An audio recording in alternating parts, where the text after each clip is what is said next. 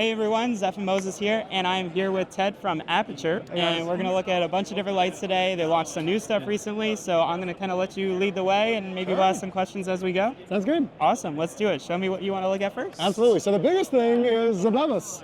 It's this giant Infinimat setup. It's huge. Now, for a lot of people out there, you're going to be thinking that's way too big. That's not for me, right? But if you're lighting giant stages or audiences, then yes, you need a giant soft light.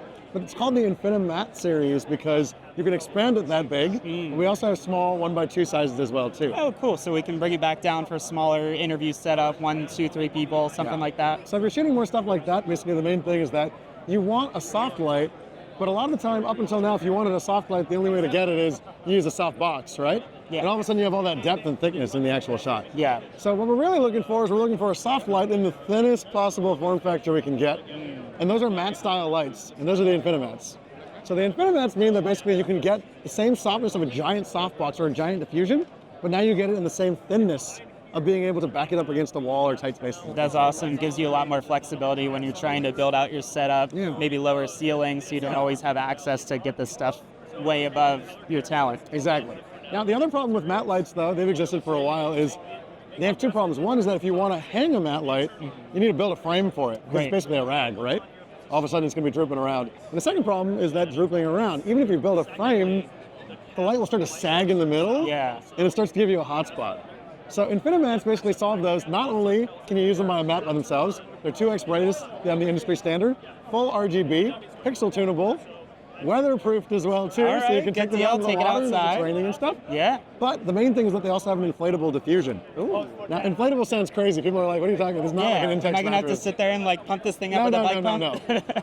Basically, what Infinimat basically means is that you can use the matte by itself. It's 2x the brightness of any other matte. Or you can actually use the diffusion frame, and the diffusion is basically inflatable. It comes with a quick inflator. 7 seconds, you'll get a 1x2 setup.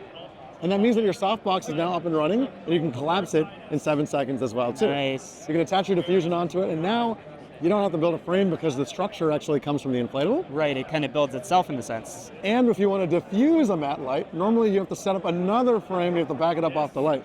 The difference is that we've actually pre-sized the diffusion and the inflatable to make sure that the diffusion is built in. It's the exact distance you need from the light. So you get the thinnest possible design, the lightest possible design, and then it's also built into the Aputure ecosystem. So thin and light, I have to ask, how does that get hauled in here? What size is that when you're actually, before you put that together? What does it take to get that to a live stream or an event that you would, like here, NAB, where you have to put this up? How much room does that take up? Absolutely. So I think it depends on each size, right? We go from a 1 foot by 2 foot size, that's the smallest size, like a little strip mate. Yep. That you can pack in, and that's like a backpack light. That's awesome.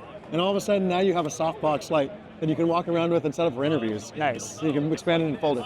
The 20 by obviously is much larger. This is going to come in a rolling stage case. Okay. But this is really more designed for, like, again, big crew setups. Yes. You're designing large light areas. I don't know if you have a full like wushu performance or something like that, or a band or an orchestra. In those cases, soft overlighting is beautiful and cinematic in that way, and you can rig that above people, so it's making it more accessible for them. Awesome. Very cool. Yeah. Tell me a little bit about some of the other things that have come out recently. This is super exciting, but I know that's not the only thing that you've done. Yeah. What else are we looking at here? So I think the biggest thing about the matte light is that the matte light completes an entire family of Aputure products. And what that means is that in the past 100 years, there have been a lot of different types of film lights, right? We have point source light bulbs, we have tube lights, we have matte lights, we have panels, we have all these different fixtures. The matte light completes what we've been doing for 10 years now. And it's actually the end of, there's now an Aputure version of every single fixture out there. Love it. And since we started, everyone was always asking us, Aputure, can you please make your version of this light? Because it sucks, or we want it better, or we want it to fit into the Aputure ecosystem. So that's our big thing. The Aputure ecosystem, the reason it's so important is that each fixture, when you turn it on, they don't require networking. They automatically link together into a wireless ecosystem. And you're just good to go. That's what people like about our lights, and what that means is that the matte now completes it. Full productions now are being lit by just Aputure lights, which has not happened in the past 70 years. So normally they have to supplement with something else just to get all the lights in the spaces they need. Now, no matter what type of light you're looking for, there's an Aputure version that you can turn on, will automatically connect into your ecosystem, and everything is now iPad controllable. So you had to go and make it super easy. I mean, come on. That's the goal. That's the goal. I love it. That's great. Absolutely. So it's really the end of the Aputure families that we're building. There's going to be new fixtures that are coming every time. And then beyond this now, it's basically how can we power up the ecosystem?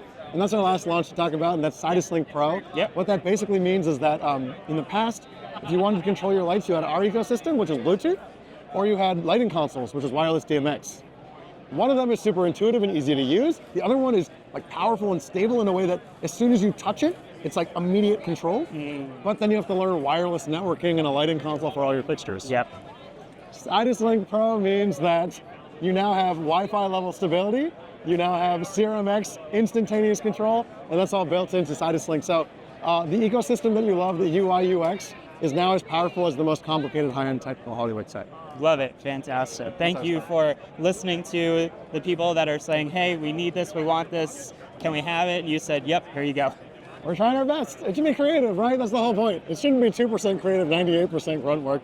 It should be at least 10%. I'm kidding. It should be 100% creative. Absolutely. Outstanding. Very cool. Well, thank you again for featuring some of the new lights, for letting us know what's new. Is there anything else that we should be thinking about or looking forward to? I mean, lots of new and exciting things. I noticed that the Amaran line now is going to be almost like a separate brand. So we can do another video about that for everyone to check out. But sounds like exciting times for you guys and a lot of growth. And only new and good things ahead. Thanks so much. Really appreciate it. Yeah.